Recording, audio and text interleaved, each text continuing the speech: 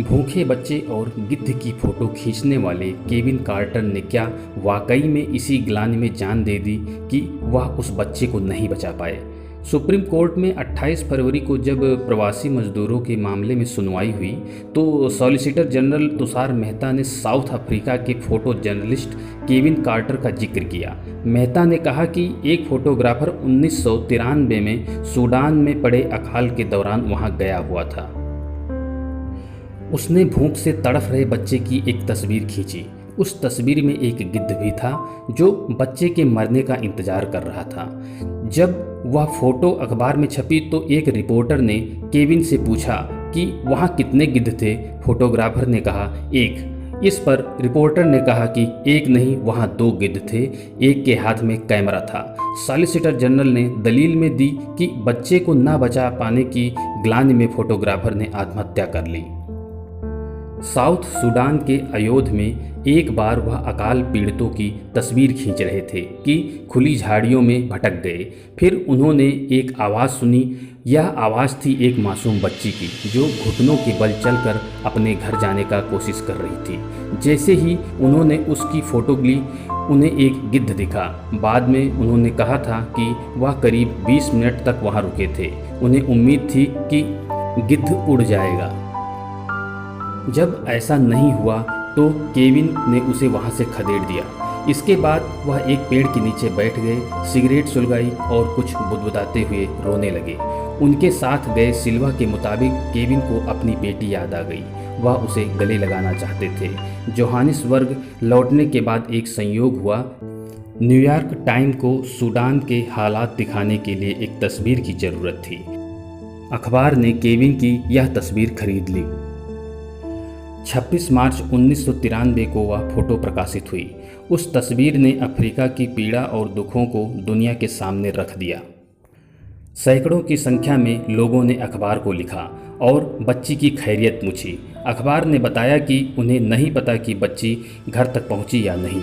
कई देशों के मीडिया में वह फोटो आई। केविन स्टार बन गए थे। ठीक 1 साल बाद अप्रैल में उन्हें न्यूयॉर्क टाइम्स में छपी उस बच्ची की फ़ोटो के लिए पुलित्जर अवार्ड मिल गया। लेकिन तब तक केविन की ज़िंदगी बदल चुकी थी। उनके करीबियों के मुताबिक केविन 11 मार्च 1994 को बोत्सवाना नरसंहार को कवर कर रहे थे। उन्होंने पाया कि वह गोलीबारी वाली जगह के एकदम पास पहुंच गए थे। उन्होंने कहा था, मैं सोच रहा था कि मैं कितने मिलीसेकंड पीछे था मरने से। शायद वह मेरी आखिरी फ़ोटो होती। नरसंहार की उनकी खींची गई तस्वीरें दुनिया भर में छाई, लेकिन उन्हें उस वाक़ये ने खौफ से भर दिया। उनकी ड्रग्स की लत भी बढ़ रही थी। इसी वजह से गर्लफ्रेंड केथी डेविसन के साथ भी रिश्ते तनावपूर्ण होते चले गए।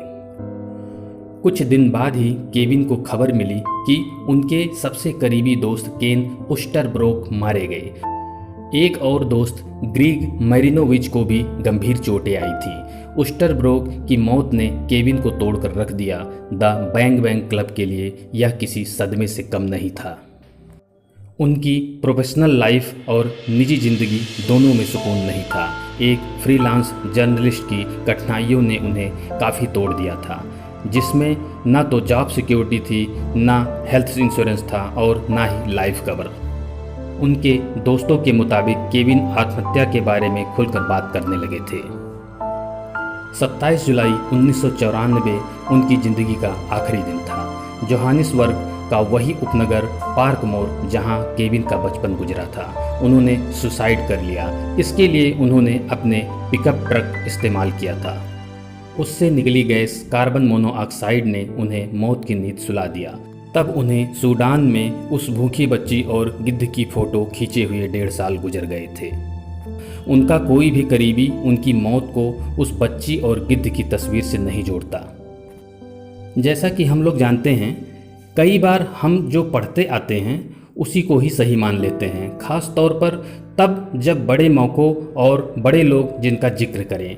पर याद रखिए कि हर सिक्के के 2 पहलू होते हैं।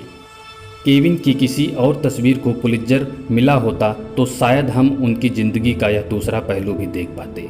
धन्यवाद दोस्तों, यह कहानी सच्ची घटना पर आधारित है। अगर आपको मेरी यह वीडियो पसंद आई हो तो प्लीज़ लाइक, सब्सक्राइब और शेयर करना ना भूलें। धन्यवाद।